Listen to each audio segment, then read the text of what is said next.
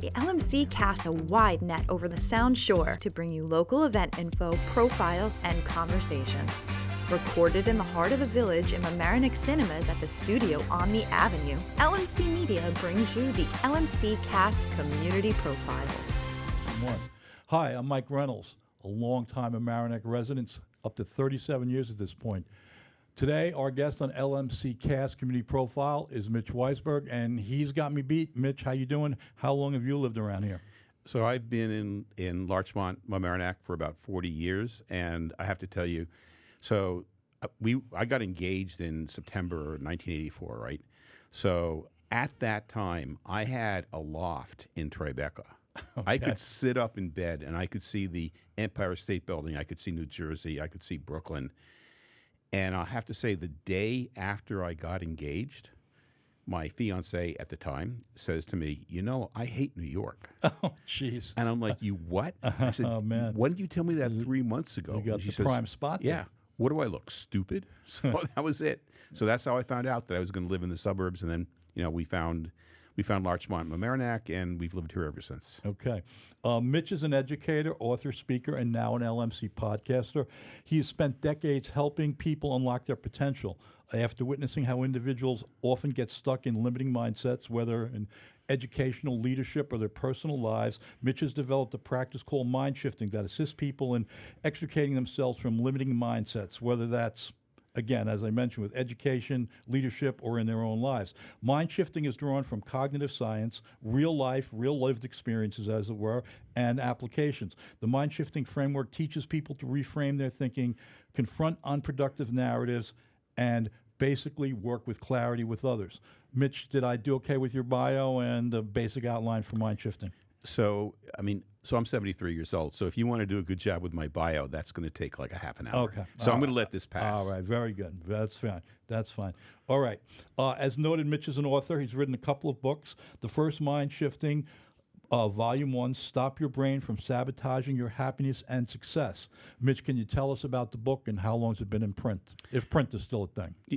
Yeah, print, Kindle, Audible. Okay. So that book came out in December of 2024. Okay. And it came out because it's the first of 3 courses that I teach. It's on the resourcefulness and the use of the brain. Okay. And it just seemed like I was going to take the books in order. So first on the brain, and then how do you react to situations, and then the third book was going to be on conflict and collaboration.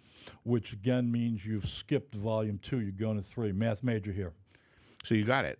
So Volume 1 came out last year, okay. And now my second book is on mind-shifting, conflict, and collaboration. Okay. That's listed as mind-shifting, conflict, and collaboration, Volume 3. Okay. And everybody tells me, no, it's your second book. It should be Volume 2. But it's your book. You can do what you want. Book, right? And I have 3 courses. It's okay. the third course, and it's like I can't rename the courses.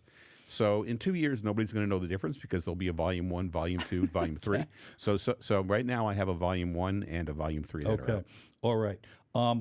We're going to be digging into the second chapter of the new book. But before we get into that and some of its finding and observations and recommendations, I wanted to note that Mr. Weisberg is holding monthly podcasts under the Mind Shifting with Mitch Banner here at LMC Media. He's already done 2. The first was with Marian Anderson, who runs a nonprofit for kids with disabilities. She recently won a spot on the Rye City Council and is very active in Larchmont Rotary. Mitch, can you tell us about your conversation with Marian? Sure, and I should actually also mention that, I have to thank you so much to LMC TV for allowing local people to get their story out there. And for those of you who are watching us, you can go to the LMC TV website and you can donate. So I encourage you to do that. But let me go back to the first episode, which was with Marian Anderson. That episode was primarily about the difference between asserting and being aggressive. And a lot of people suffer from this pleaser instinct, like, oh no, I can't ask for that. I can't tell people what I need. And a lot of this was on Marian's life and from the mind-shifting standpoint, that people respect you when you let them know what you need. And that's very different from being aggressive. And when you can get it in your head and change your mindset that, wait a minute, if people know what I need, they know what's expected, and they like knowing what's expected, then you can start making requests of people. You don't have to demand it. You don't have to insist on it, but you can say, well, look, so I'm running into hard times and I could really use some money right now. Or, I need personal time. I can't continue working 70 hours a week. Or, you're asking me to do these things. Can you tell me what you're going to do in return for them? Right. And people like that, knowing what you expect of them. And so that was what it was about in terms of Marion in her nonprofit, working with the kids with disabilities, working with her employees in terms of running for office, and the difference between asserting what you think should be done or what you need versus being aggressive about it. Okay. And then you had a second one. Your guest was Maribel Nirenberg, if I'm pronouncing that correctly. Yep. She's a professional social worker who manages, I believe, at 5 different schools in the area? 5 different districts. 5 different districts. That's in Westchester and Fairfield? Yes, exactly. And that was interesting because we talked about the different ways of handling conflict and the different ways of speaking to kids. And that when you're speaking to and kids, it's kids at various ages, right? So there's different mentalities all across the board. But the one thing that's in common is that they tend to react immediately. And so when you tell a kid to do something, generally they're taking that, and we talked about why, but they're taking that as, oh my gosh, this person is threatening me. Right. And then when they react in their way, which is, oh, you're so unfair, you're being cruel, and all that kind of stuff, then we react with our reactions also. And we talked about how do you steel yourself to be able to talk to them in a way that actually gets them to do the things that really, if they thought about them, they would be doing them themselves. And this is for kids in elementary school, middle school, high school. The specifics of what you say is a little bit different, but the general practice is really the same. And so we talked about how professionals talk to kids, and she herself as a parent, we talked about how she talks to her own daughter. Okay. But her daughter's perfect. All of our daughters are perfect. Anyway, all right. Just as a reminder, as I mentioned, Mitch is doing a monthly podcast, and we'll talk a little bit more about that later in the episode here today. For now, we're going to turn to Chapter 2. It's Break the Win-Lose Cycle within Conflict and Collaboration, MindShifting with Mitch. Let's start with a couple of key terms here. There's limbic reactions and mirror neurons. Mitch, can you kind of take us through that? I've never heard of that before. What are they? I don't know. I read it in a couple of, it's in a lot of pages in your book. Then I guess I better quickly reinstate my brain and come up with them. So our brains, have evolved obviously over millions of years, and it's, of course, an oversimplification, but the way I describe our brain is that there's a survival part of our brain which exists primarily to protect the organism, in our case, people, ourselves, protect the organism and allow it to survive in order to reproduce and live. And then in human beings, we've developed a higher order function that allows us to do things like critical thinking, creativity, executive function, connect with other people.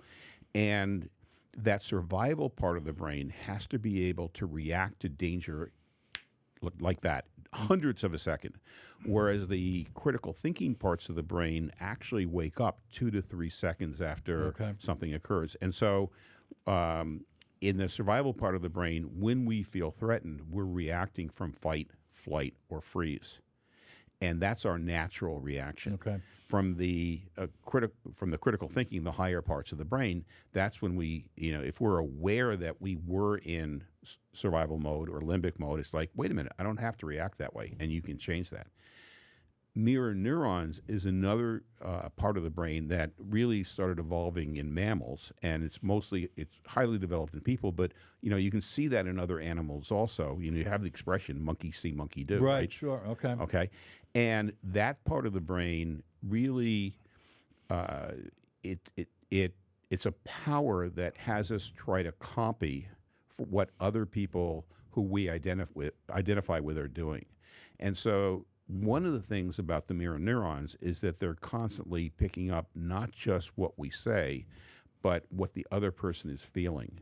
And so... Or doing, right? Or doing. Because I think you wrote about, again, even if I might yawn, and even if you're not tired, you're probably going to yawn. That's right. That's right. I'm gonna because I like you, so I'm gonna I'm gonna copy you, right? Okay. On the other hand, if my wife, never mind. Okay. And again, in that sense, it's other things we do too. Like if I laugh, you may laugh. Those kind of we inspire each other that way. Right. If I'm around a group of people who are down and complaining, I will naturally be down and complaining. If I'm around a group of people that are happy, that are performing, I'm going to try to measure up, and I'm going to try to be happy and performing also.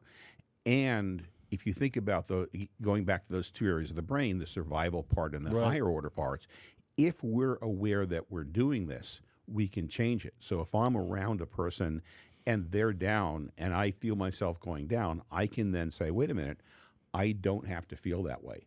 I can feel grateful, or I can feel happy.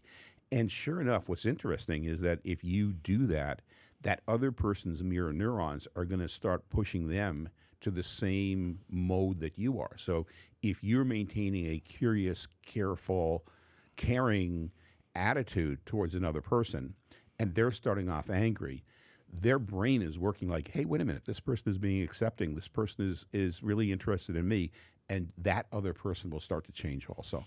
And that, again, to that end, I'm just curious overall. You mentioned in the limbic mode, is that humans' first reaction, and the critical thinking comes later? I mean, how do we get from point A, I'm mad, I'm angry, I have a different point of view, to get to the other side? Right. So I go into that in much greater detail Right. in the book. Sure. Stop your brain from sabotaging Right. your happiness and success. Right. Okay. But yes, that quick reaction, that happens in under a second, hundredths of a second is when it starts to react. Okay. And when we react with our limbic mind, and when somebody says, well, maybe you shouldn't react that way, our limbic mind then reacts, oh, this person's threatening me. And we start, and the brain starts getting flooded with stress hormones, adrenaline and cortisol, which is what it does when the organism is in danger. And so once those stress hormones start flooding our brain, they concentrate us on whatever we've decided to do. So we're stronger, we're able to focus, but it also shuts down our ability to think creatively, to think Okay. critically. And so when a person is operating primarily from their limbic brain, they are unable to take in new information. They are unable to think critically. And that's why, if we can see another person doing something and we know that they're hurting themselves and we say something to them, once their limbic brain switches on, it doesn't matter if we're 100% right, if Right. we're really trying to help them. Sure. They are incapable of taking in suggestions until their limbic parts of their brain calm down. Okay. All right. One of the subheads in chapter 2, I like this a lot. It says it takes two to tango, it takes two to collaborate, and it takes two to fight. Mm-hmm. So that's kind of what you just mentioned. Again, if a person on the other side is angry, disagreeing, and's got a point of view, you've got to change that. And there's different ways there's different strategies that you guys have used. Can you talk about some of those a little bit? Well, the long-term strategies are really that you want to engage the other person. So Okay. you want the other person to, feel internally motivated to carry them out. In order for that to happen, you yourself have to be in a resourceful state of mind. So if you're already angry with another person, or you're already in the standpoint that I have to get this person to change, and you're locked into the outcome, the other person's going to pick that up. They're going to feel threatened. And long term, you're not going to be able to motivate them to make the change. So a lot of the book and a handout, which we're making available to people who are watching this, Right. which people will be able to see on their screens in the replay. Okay. So you'll be able to see the QR code in order to download it. The handout goes into how do you build a conversation so that the other person is motivated to change, and how do you deal with yourself first so that the other person can pick up that you're really interested in them, that you're not just trying to bulldoze them. So there's authenticity involved with that. Absolutely, and the other person is going to pick that up. If they're going to pick it up on the other side, Right. if you're trying to BS them. Right. If I just say, something, you're 100% wrong with that.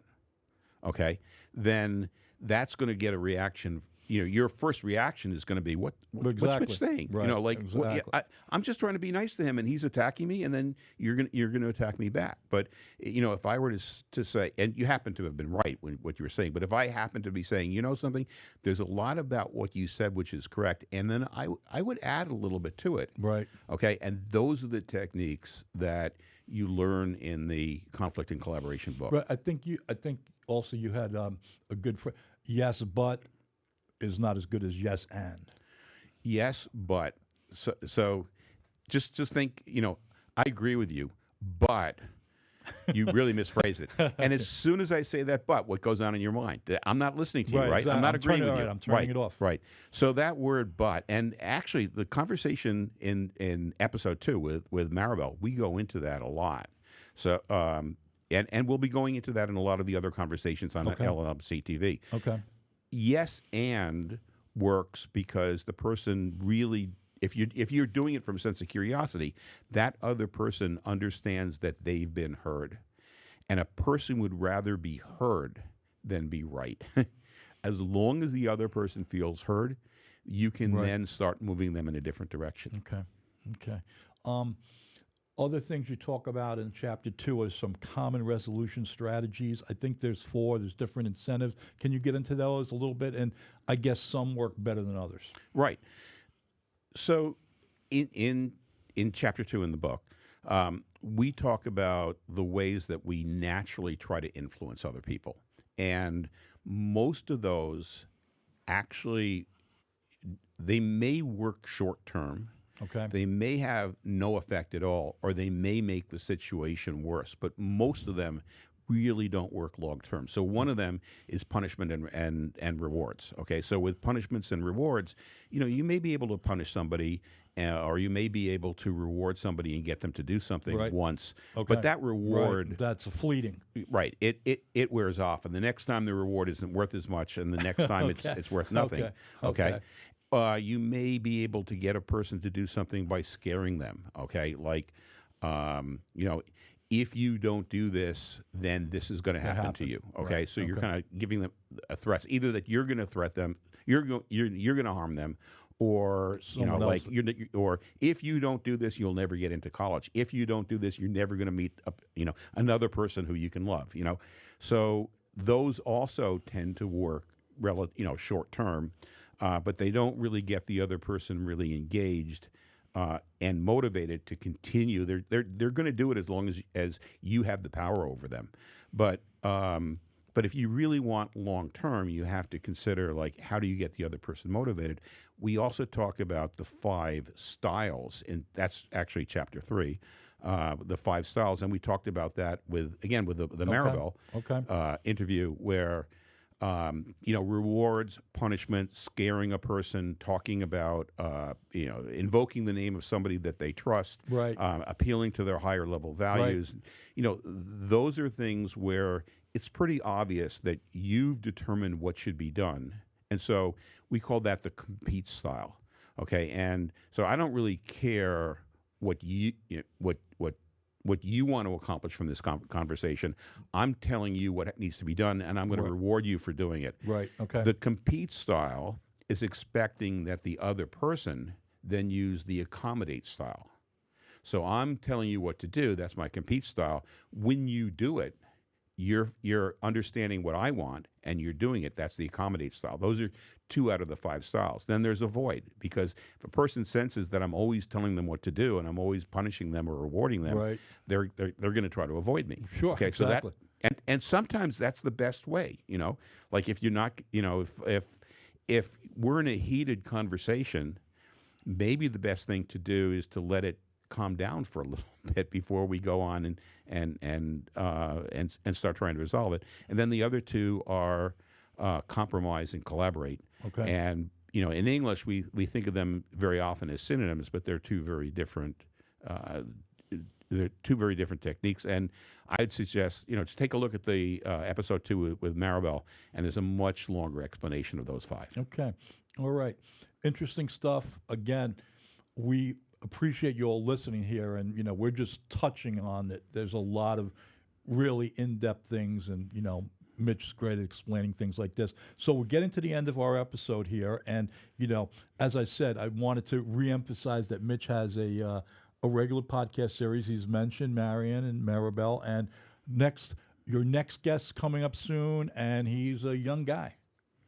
Yeah, he's hard to believe. He's even younger than me. Okay, all right. We can bet the under there. Okay. He's a senior in high school. Okay. And he won an award for community involvement. He worked with He's an MHS guy. He's an MHS guy. Okay. Yeah. He went to the Homick School and he helped them rebuild, or he engineered their rebuilding their entire garden.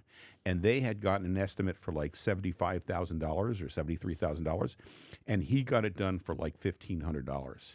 For $1,500. For $1,500. Wow. Okay. Using volunteers, getting people to donate things, Wow. and that was his Eagle Scout project.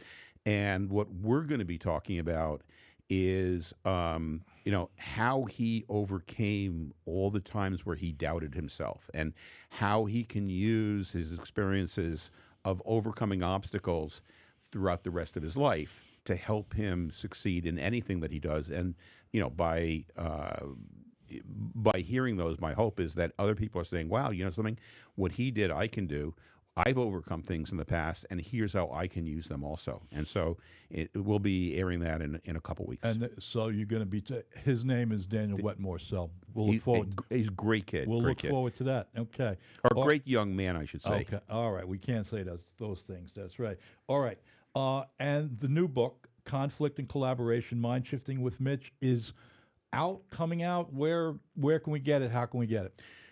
So, we're talking in November of 2025, and Right. this is being recorded. Right. The book will be officially out on Amazon on December 1st. Okay. Okay, So we're so- days away. So we're the book is all done. There's a few things that we need to tee up in order to make it published.